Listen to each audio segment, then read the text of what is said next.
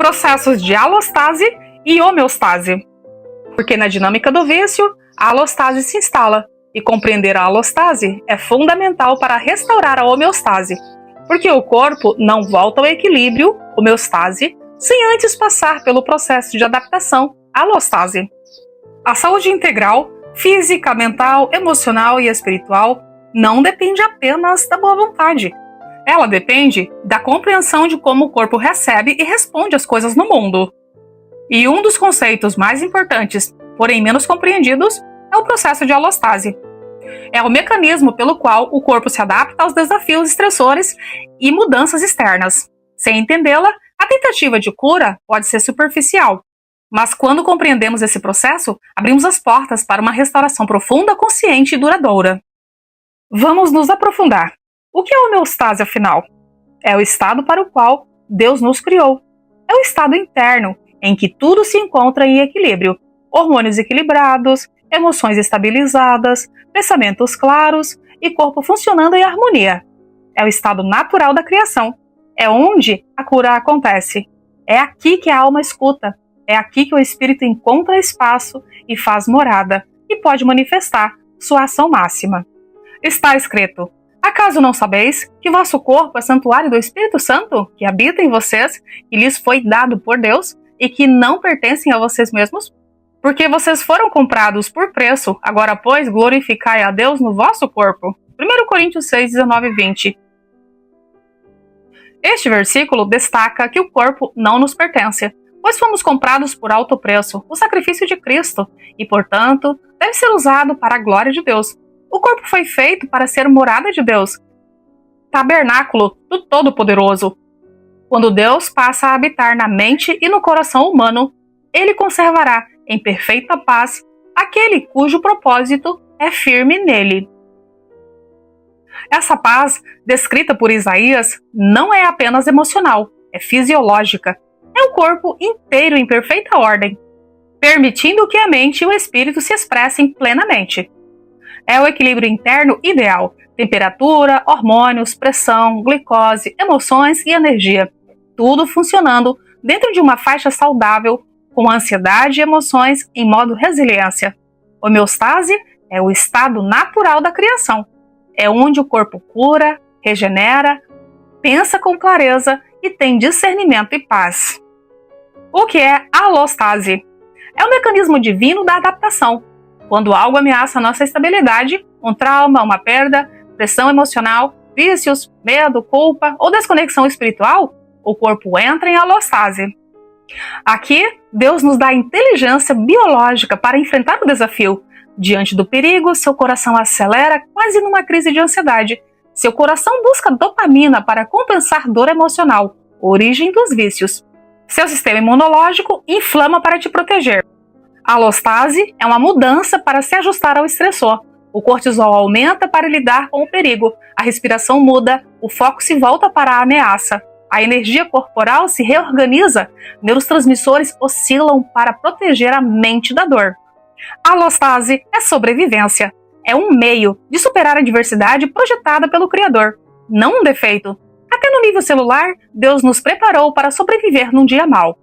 O grande problema é quando a alostase vira o novo normal. O mecanismo que deveria durar minutos se prolonga por meses ou anos. Se o estressor não passa, estresse crônico, abuso, pressão constante, dor emocional, culpa, vício, medo, o corpo fica preso no modo alostático. Chamamos isso de sobrecarga alostática ou custo alostático. É quando o corpo gasta mais energia do que consegue recuperar e pode gerar ansiedade constante, compulsões e vícios, insônia, hipersensibilidade emocional, baixa energia, confusão espiritual, dificuldade de orar, de ter paz. A pessoa tem angústia, parece que uma mão perversa, oculta, quer esmagar seu coração. Tem sensação de estar desligado de si e de Deus. Isso não é fraqueza espiritual, é fisiologia operando no limite ou abaixo dele. Está escrito: o espírito firme do homem o sustém na enfermidade, mas o espírito abatido, quem o levantará? Provérbios 18:14. A Bíblia descreve perfeitamente a sobrecarga alostática. Quando o corpo está abatido, o espírito perde força. um não influencia o outro. Ou seja, sem entender a alostase, tratamos sintomas e não tratamos a causa. E sem tratar a alostase, a homeostase não acontece. Voltar ao equilíbrio não é simplesmente descansar, orar, se acalmar, tomar um chá, ter fé ou pensar positivo. Essas coisas ajudam, mas não são suficientes se a pessoa está intoxicada por cortisol, presa no sistema de ameaça com dopamina desregulada, nos vícios, com o corpo viciado, em modo alerta, com memórias traumáticas rodando como software, com sistemas imunológico em inflamação crônica. Assim é impossível o corpo voltar ao normal, sem processar ou reduzir o custo alostático. Como fazer isso então?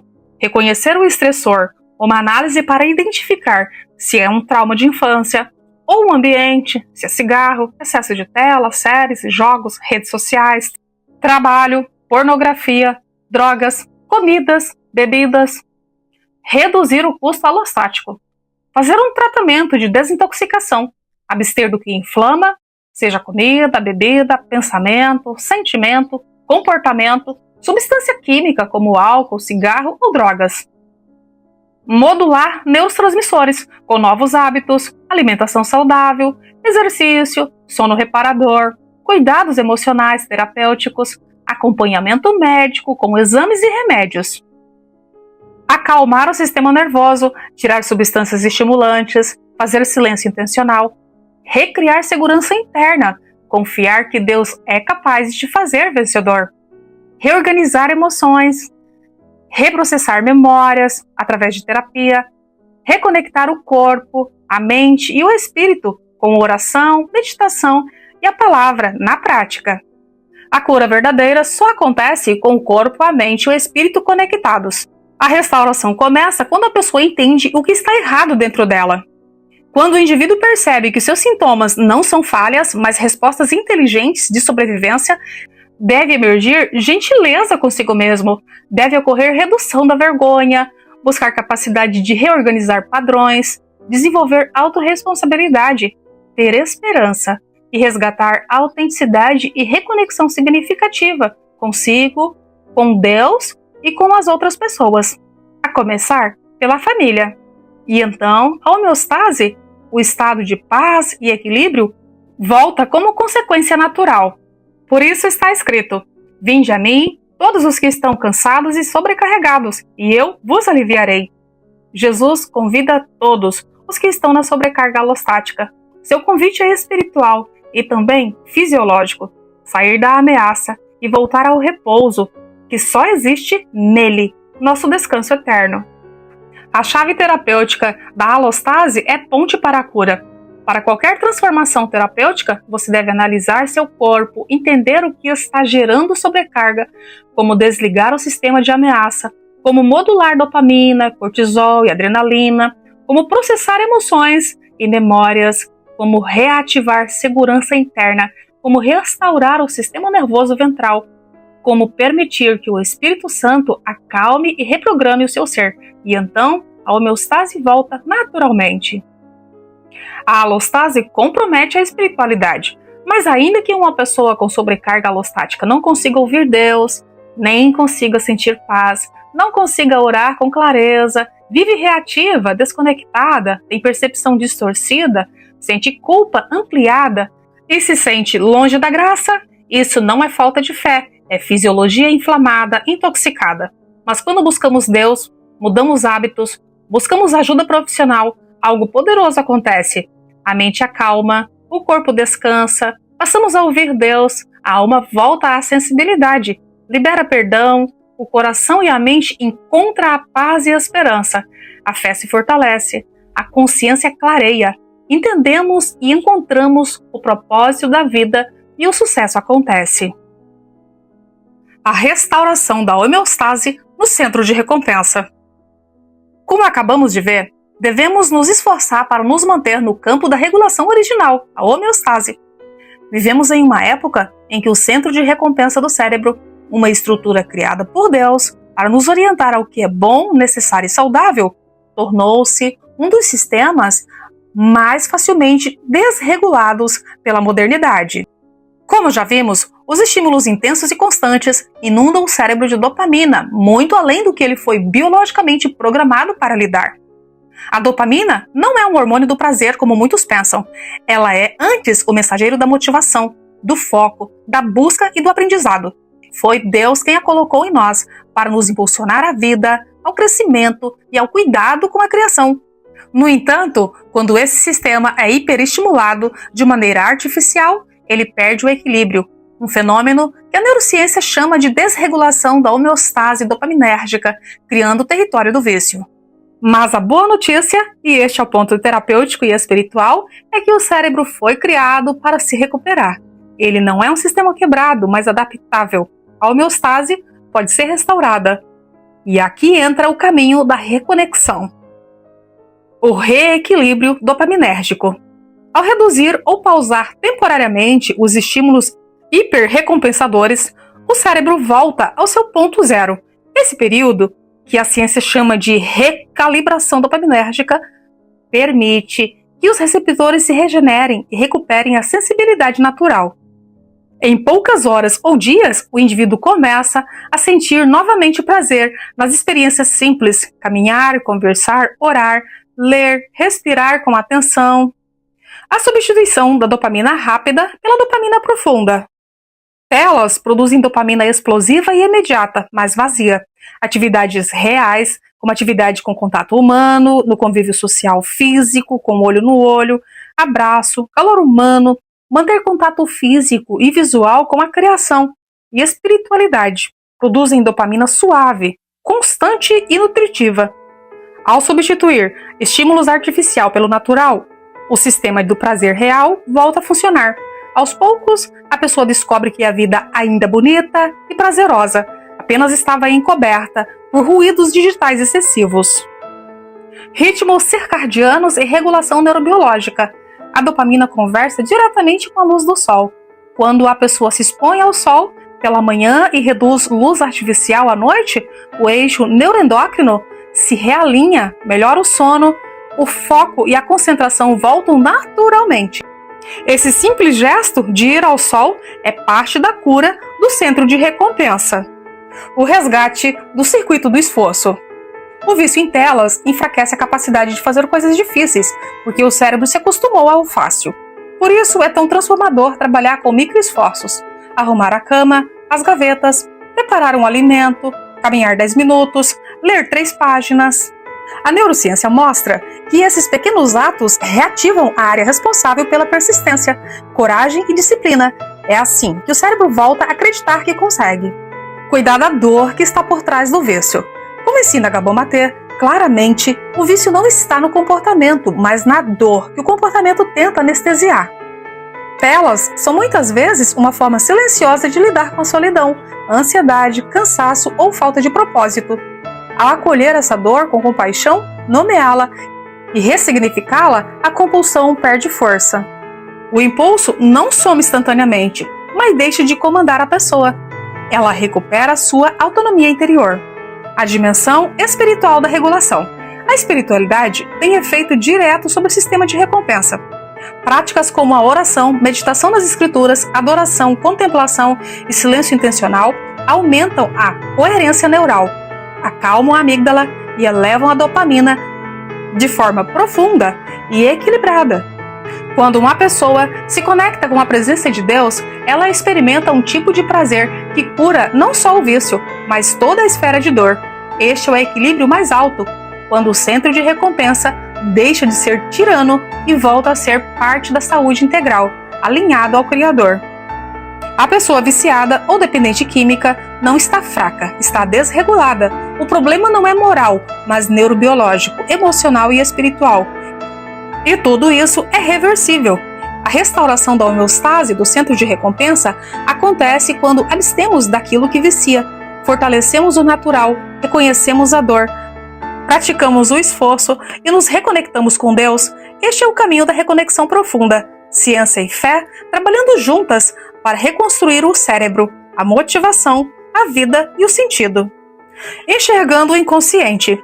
Existe um vínculo emocional e psicológico com o vício e está relacionado ao sentido ou à função de que ele exerce na vida da pessoa.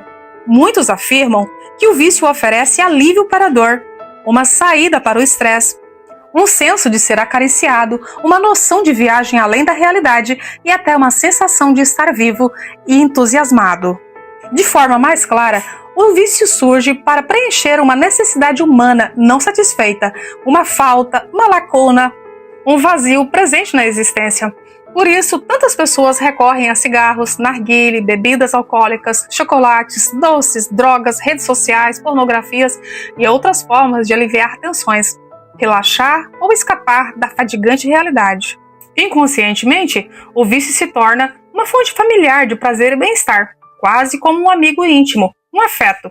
Ainda que seja um amigo perverso, continua sendo uma forma de alívio. É natural sentir tristeza ou resistência diante da ideia de se afastar desse companheiro. Mas é importante refletir sobre os benefícios que virão ao abandoná-lo. Mais saúde, liberdade, recursos financeiros para investir em projetos que edifiquem sua vida, no bem-estar da família e dos filhos e na construção de um futuro mais leve, alegre e livre da escravidão do vício. Aceitar ajuda profissional é fundamental. Ter alguém ao seu lado, oferecendo suporte, pode ser o passo decisivo para atravessar as barreiras que hoje parecem impedir sua vitória. A raiz emocional do vício surge da dor do abandono, da rejeição, do trauma, um vazio existencial que não pode ser preenchido por nenhuma substância, poder ou fama. Para Gabor Maté, o trauma e a dor emocional é um gatilho para a fuga no vício, como anestesia para feridas invisíveis. Ele mostra que a maioria dos dependentes carrega história de abuso ou negligência e declara que a questão não é porque a pessoa se vicia, mas porque ela sente dor. Ele deixa bem esclarecido, não há vício sem dor emocional não resolvida. Compreender o vício exige compaixão e olhar para a história de vida com aceitação. Os sentimentos negativos, como mágoa, ódio, ansiedade e culpa, também envenenam o corpo. A ciência confirma que o estresse crônico aumenta o cortisol, danifica os neurônios e destrói o equilíbrio hormonal, enfraquecendo o ser. A alma ferida busca alívio, mas encontra prisão. Mas é possível fazer um detox da alma, abster-se do que adoece, suportar a dor da abstinência e buscar força na presença de Deus. Santificai-vos, porque amanhã o Senhor fará maravilhas no meio de vocês. Josué 3:5. Deus pede uma santificação para poder fazer maravilhas no meio do seu povo. Devemos nos limpar, principalmente dos sentimentos ruins que envenenam a alma e nos torna vulneráveis. Vamos nos aprofundar mais na psicologia do trauma no capítulo Uma Resposta Humana Complexa. Raiz espiritual do vício. A desconexão com o propósito de vida, com os valores pessoais, com a comunidade e com o poder superior contribui para sentimentos de isolamento e desesperança. Terreno fértil para o desenvolvimento da dependência química.